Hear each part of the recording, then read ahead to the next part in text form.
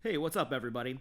The rollout of our new QView Wi-Fi enabled controller has been awesome, and it's been really fun to watch from afar as new people fire up their grills for the first time each and every day. As with any new technology, though, there have been a few common things that some folks have been struggling with when setting up their new controllers. So, we pulled together a quick video highlighting what these couple of challenges have been and how to avoid them just in case you're currently trying to set up your QView and running into some issues. Tip number 1. Every field in the setup and registration process is case sensitive.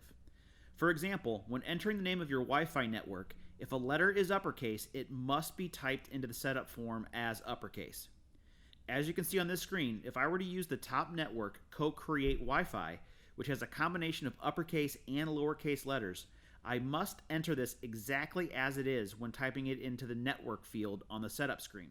The same applies for password, email, and all fields going forward. In the event that you mismatch uppercase and lowercase, you will not be able to take advantage of the Wi-Fi enabled features of the controller. Tip number 2. There are two places that you will enter your email address during this process. The first is on the controller's setup screen shown here.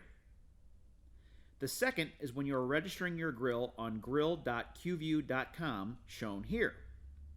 It is critical that you use the same email address in both places, as the email address actually serves as the name of your grill.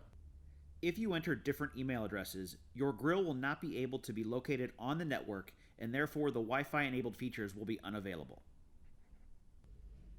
Tip number 3. This one is a little bit tougher, but most home routers now have two separate networks that you can connect to. One is a 2.4 gigahertz network and the other is a 5 gigahertz network. When this is the case, you will normally see the network name featuring a 2 or a 5 on the end of the network name.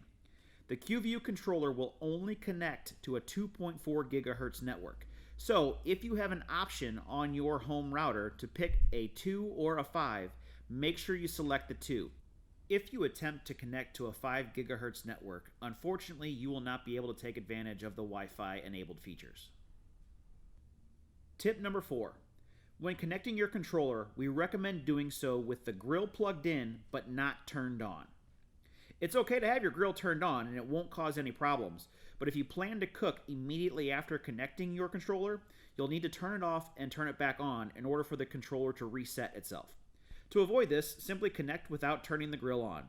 You can tell when connection is successful by watching the front display. You'll see a blinking red dot. Tip number 5. Make sure you verify your email address. After completing the registration process, you'll receive an email asking you to verify your email address. This is a standard practice for most accounts online. Click the link to complete that verification and you should be ready to roll some smoke almost immediately.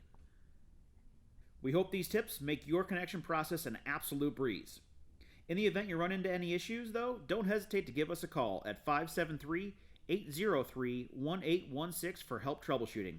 We can't thank you enough for choosing the new Smokin Brothers QView controller, and from our family to your family, have a great barbecue day.